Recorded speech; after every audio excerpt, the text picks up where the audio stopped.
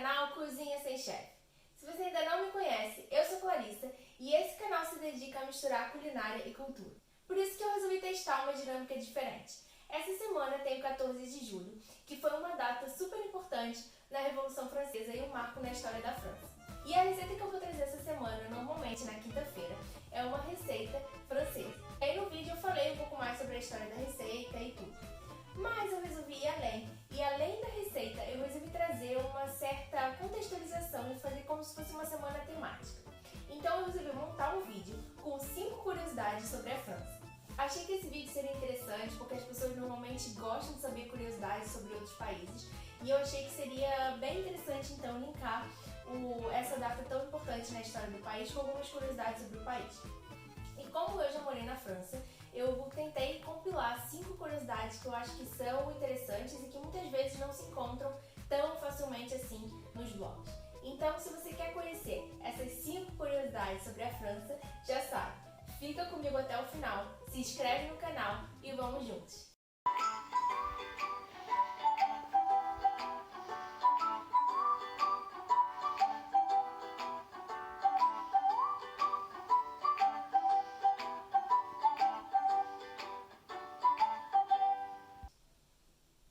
Então vamos às curiosidades. Curiosidade número 1. Na França é super comum beber água da torneira, porque a água da torneira é potável, inclusive nos grandes centros como Paris. Por isso que as pessoas bebem água da torneira mesmo em casa. Então saiba que nos restaurantes você pode pedir, ou muitas vezes eles vão te oferecer, se você quer, uma garrafa d'eau, que é uma garrafa de água. E quando você pede dessa forma, eles entendem que você quer a água da torneira e ela é gratuita, oferecida de forma gratuita. E eles trazem essa garrafa e vão, muitas vezes numa jarra, e vão servindo para você. E essa pode ser inclusive sua única bebida da refeição, se você quiser. E se você pedir uma outra bebida, às vezes um vinho, às vezes eles nem perguntam, eles trazem já essa jarra para acompanhar a sua refeição. Então essa é não só uma curiosidade, mas uma super dica para você saber que não precisa gastar dinheiro com água em Paris. Em alguns lugares, como banheiros públicos, por exemplo, tem escrito que aquela água não é potável. Eu, na verdade, não recomendo pegar água de banheiro público, porque ali, às vezes, a água sim é reutilizada e, claro, é tratada, mas não para ficar potável para beber. Então, mas em outros lugares você pode pegar água, a não ser que tenha escrito que não é potável. Curiosidade número 2. Essa também é uma curiosidade / dica. Muitos museus e outros pontos turísticos que normalmente são pagos, inclusive o Museu do Louvre, por exemplo, eles são gratuitos para pessoas menores de 26 anos, que não necessariamente precisam ser estudantes, e residentes da União Europeia, de algum país da União Europeia, ou cidadãos europeus. Então você não precisa ser residente da França, você não precisa necessariamente residir na França. Basta que você cumpra um desses 2 requisitos, seja cidadão, tenha cidadania europeia, ou residente de algum país europeu, e tenha menos de 26 anos. Então essa também é uma super dica. Se você está indo visitar a França, tem menos de 26 anos, você não precisa comprovar que é estudante, mas se você tem cidadania europeia, por exemplo, você pode visitar. E no primeiro domingo do mês, muitas atrações turísticas, incluindo o Museu do Louvre, abrem de forma gratuita para todo mundo. Então você também pode visitar esses museus de forma gratuita nessas datas. Claro, provavelmente você vai enfrentar maiores filas e tudo, mas se é uma coisa que você quer fazer e você quer economizar e visitar de graça, por que não aproveitar essa data? Ah, e outra curiosidade também.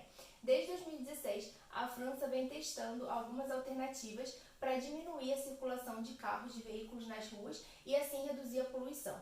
Então eles fizeram alguns testes, como por exemplo o dia sem carro e tudo, mas desde 2017 eles implementaram uma medida que está em vigor até hoje, eu conferi, e todo primeiro domingo do mês eles fecham as principais ruas, grandes avenidas para carros. E uma das avenidas que eles fecham para carros no primeiro domingo do mês é a Champs-Élysées. Então se você quer aquela foto perfeita na Champs-Élysées sem carro, o primeiro domingo do mês é o dia para você ir lá. Porque eles fecham e viram uma rua só de pedestres. Então também é perfeito porque fica super bom para caminhar, você não tem que se preocupar com o carro, pode atravessar o quanto você quiser. Então também acho essa medida uma coisa muito legal, não só para reduzir a poluição, que é, claro, o principal objetivo, mas para turistas também é uma ótima forma de você circular por ali sem ter que se preocupar. Dica número 3. A Torre Eiffel, que hoje em dia é o principal símbolo, não só de Paris, mas como da França, um dos pontos turísticos mais conhecidos no mundo, ela foi concebida por Gustave Eiffel, daí o seu nome de Torre Eiffel. Gustave Eiffel era um engenheiro químico, por sinal, e ele recebeu muitas críticas ao construir, quando ele concebeu a construção da Torre Eiffel.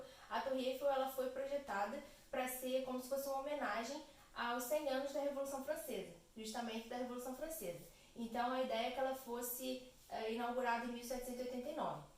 Só que ela recebeu muitas críticas porque as pessoas achavam um projeto assim muito inconcebível naquela época fazer uma torre de metal de 300 metros. Então ele recebeu muitas críticas, existiam várias charges que inclusive comparavam a construção da Torre Eiffel com as pirâmides do Egito, colocam o Gustave Eiffel segurando as pirâmides do Egito, mas ele acabou lidando muito bem com essas críticas, levou o projeto à frente. Ele falou, não, mas essa vai ser a maior construção feita pelo homem, a construção mais alta feita pelo homem.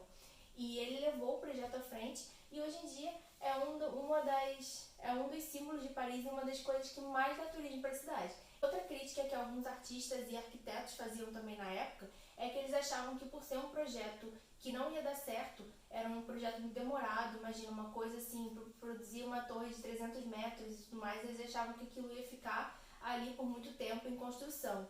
Então eles achavam que isso ia enfeiar a cidade, porque ia ficar uma coisa em construção, cobrindo pontos turísticos e ia acabar prejudicando outros pontos turísticos, como a Notre Dame, como o Arco do Triunfo. Então eles jogaram muitas críticas. Só que no fim, quando o projeto realmente foi aprovado para começar, a Torre Eiffel foi construída em tempo recorde. Ela levou somente 2 anos para ser construída.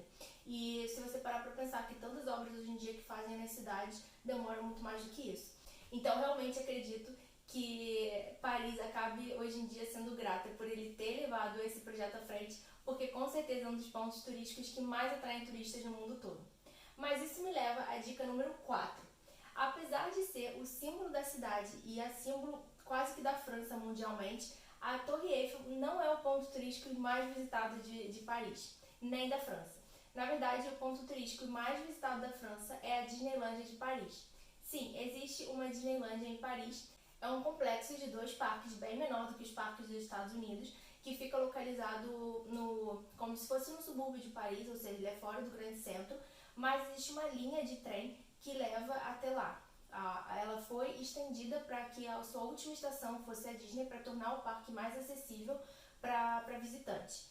Então ele é um parque que está sempre cheio, não só por turistas, mas também por pessoas que residem na França e pelos franceses. Porque se a gente parar para pensar, franceses ou pessoas que moram na França muitas vezes não visitam a Torre Eiffel, o Louvre todo o tempo, mas eu conhecia pessoas que visitavam a Disney todo final de semana. Então realmente a Disney é um programa que as pessoas fazem, é um parque de diversões, então as pessoas fazem muito mais regularmente do que visitar os pontos turísticos. Os pontos turísticos acabam sendo mais para turistas ou em alguma ocasião que as pessoas que moram ali vão visitar. Mas em geral não é uma coisa tão frequente. E a Disney é diferente. E a Disney tem inclusive um passe anual que você pode utilizar para visitar, entrar quantas vezes você quiser por um ano. É bem caro, na época era coisa de 500, 600 euros, mas que vale realmente a pena se a pessoa gosta muito de visitar, porque os ingressos individuais também são caros, então ele valia a pena se a pessoa realmente ia com muita frequência. Mas é por isso que ela é tão visitada e que o número de visitantes por ano acaba ultrapassando o número de visitantes da Torre Eiffel e o número de visitantes do Louvre, por exemplo. E curiosidade número 4,5. Eu já trabalhei na Disney, eu trabalhava no parque, porque são 2 parques, tem o parque da Disneyland Paris, propriamente dito, e o parque Disney Studios. E eu trabalhava no Studios, então se vocês quiserem que eu faça um vídeo, eu posso fazer um vídeo com algumas curiosidades e bastidores sobre a Disney, que eu acho que tem algumas coisas interessantes também para contar. Mas agora vamos para a última curiosidade, curiosidade número 5. A gastronomia francesa é conhecida mundialmente e a culinária francesa é uma característica muito importante do país. Mas não só isso, o próprio ato de comer para eles não é só se alimentar. É um ato realmente social e uma coisa muito importante na cultura deles. Por isso que você dificilmente vai ver um francês trabalhando na hora do almoço. Eu conhecia vários franceses que se você tentasse marcar reunião com eles na hora do almoço, eles falavam que não, porque esse é um momento sagrado para eles de parar e comer. E muitas empresas elas têm a cantina, que eles chamam de cantina, que é como se fosse um restaurante da própria empresa, só para os funcionários, ou tem uma cozinha, as pessoas levam comida. E aí é super comum as pessoas irem em grupos, sabe? Comer. Não, dificilmente alguém levanta e vai comer sozinho. Normalmente as pessoas vão em grupos. Esse é realmente um momento de socializar, de conversar. Então essa é uma parte super importante do dia para eles também, o momento que eles param e vão almoçar e comer, é um momento de pausa. Inclusive, se você for em restaurante na França, você pode ver que muitos restaurantes têm o que eles chamam de menu, que é uma entrada, um prato principal e uma sobremesa.